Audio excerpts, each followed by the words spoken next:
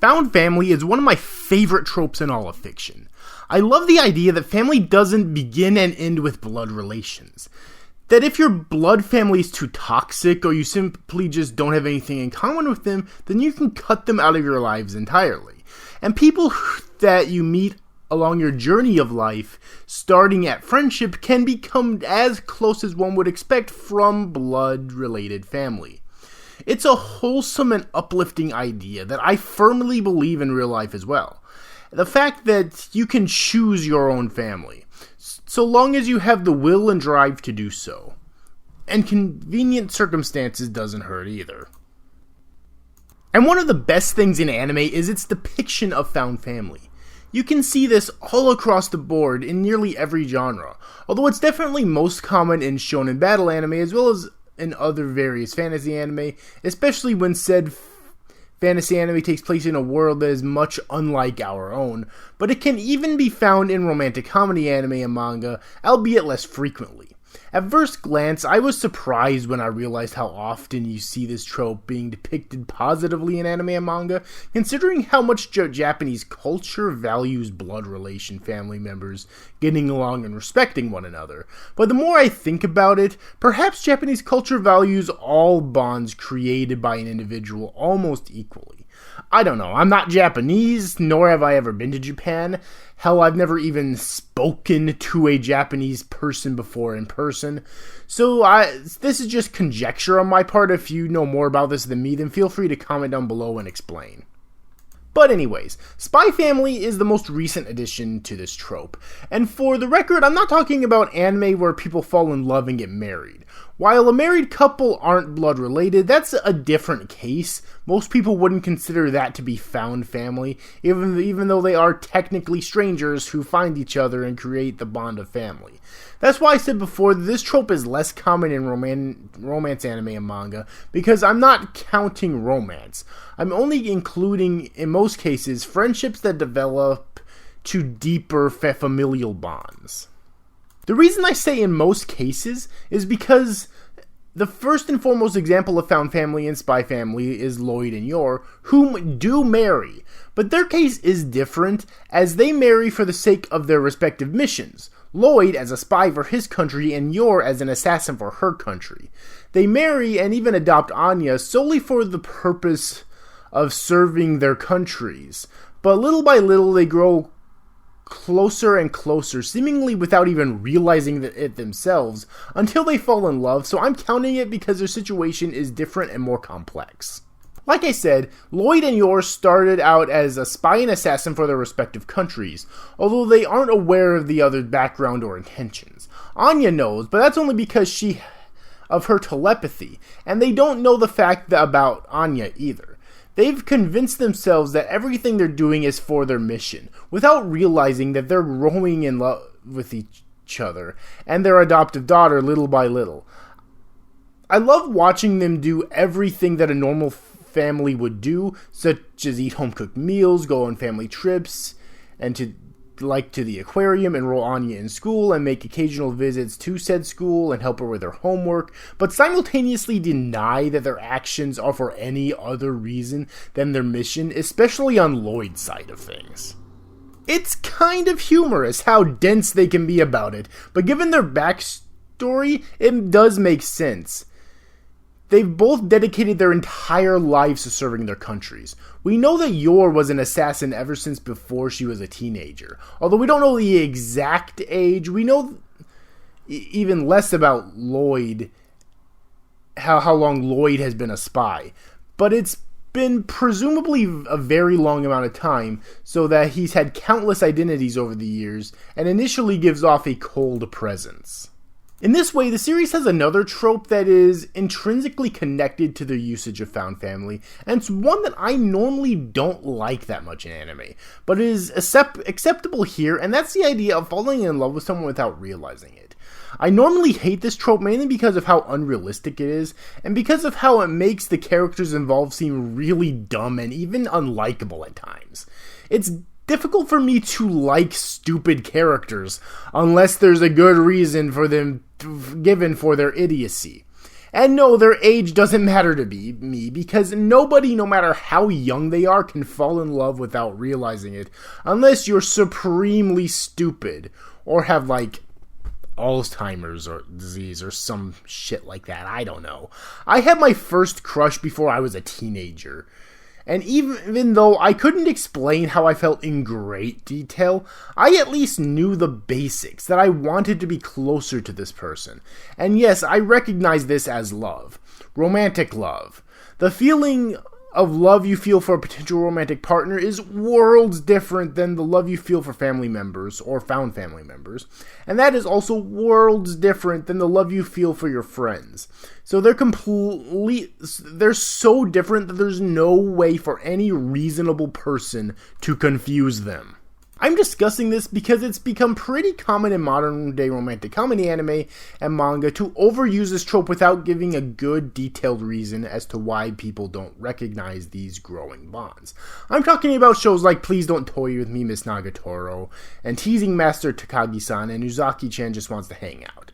Ironically, Spy Family, the anime that is not primarily about romance, and thus doesn't have as much of an obligation to get this aspect correct, actually does much better with this. Both Yor and Loid spent so much of their lives dedicating themselves entirely in mind, body, and soul to serving their countries. Neither of them have even considered things such as romance or creating families, or even making friends. So it makes perfect sense that they wouldn't be able to tell the difference between feelings that each type of relationships would fill in a person with. That's nothing like a normal person who would eventually start thinking about these things as they get older, whether they want to or not.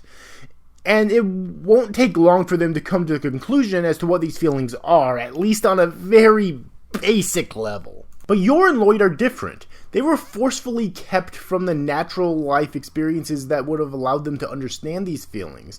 So of course they don't realize that they're being enveloped by them. I know these last few paragraphs seem like a tangent, but I feel like understanding that that is crucial to understanding the found family trope is used in Spy Family.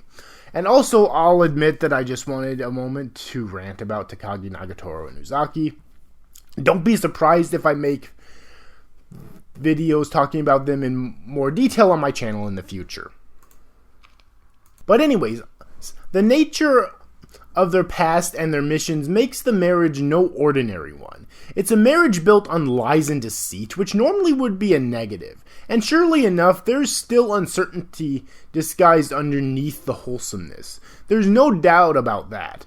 But they've built a functioning unit in spite of that, even if they haven't fully comprehended it yet. And I haven't even started watching part 2 yet, or read any of the manga.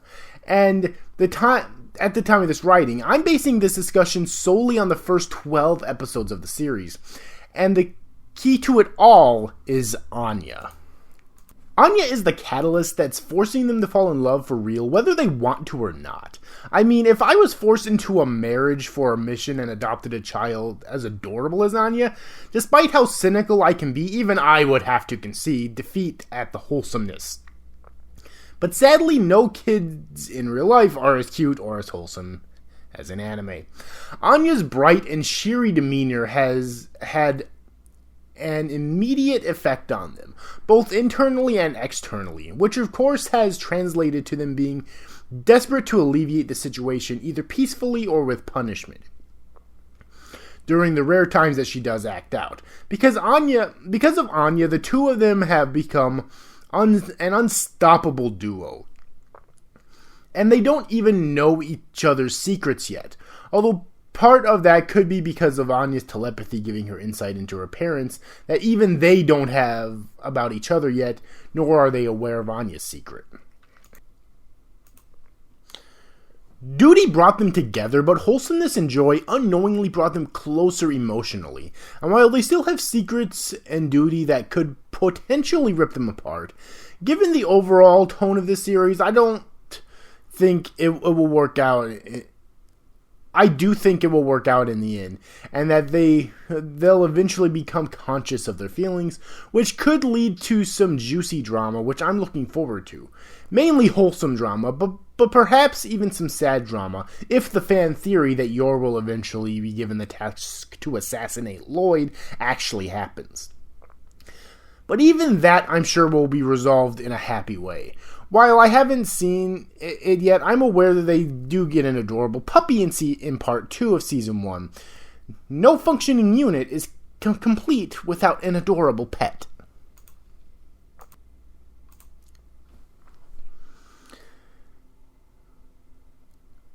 And let's not forget about Yor's biological younger brother, Yuri.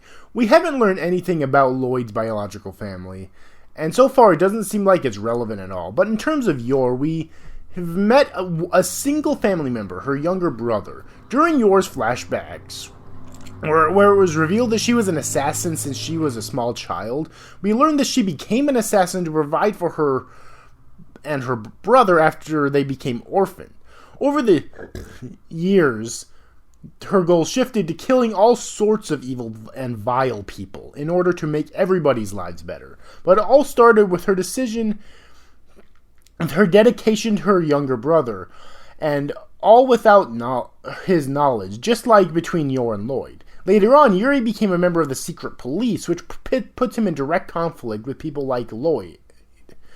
But of course, Yor doesn't know about her brother's job, and Loid didn't at first, but he was able to quickly deduce it.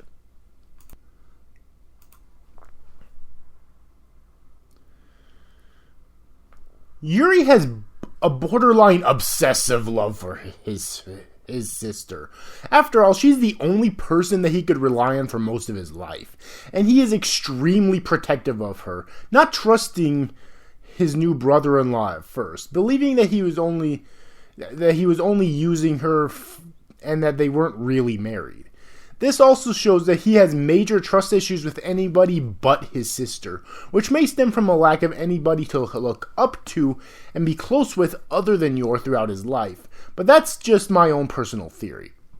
It's somehow simultaneously disturbing how infatuated he is with that Yor seems to be, but also creates many amazingly hilarious moments between him, Yor, and Loid, not to mention great reaction faces from Anya on the sidelines.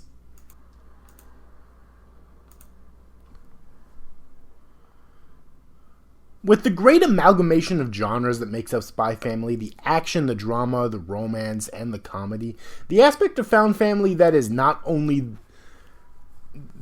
best not only because it's great itself and because it's well handled here, but also because of what it leads to much of the genres being implemented.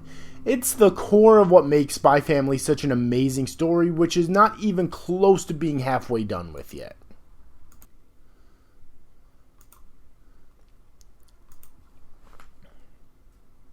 And that does it for me. In the comment section down below, let me know your thoughts on this video and the series. Do you agree or disagree with any of my opinions?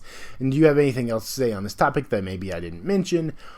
I hope you enjoyed this video. If you did, please make sure to give it a like and subscribe to my channel for more content in the future. Hit the notification bell if you want to know whenever I upload a new video, because I release new videos quite frequently. Share around other places on the internet, everything deserves it, such as YouTube, Facebook, Twitter, etc. Drop a good on my channel more attention. And like always, comment on the video down below, because I help my channel out. Let me know your thoughts on this video and on the series. Hope you enjoyed this video. I'll see you guys next time.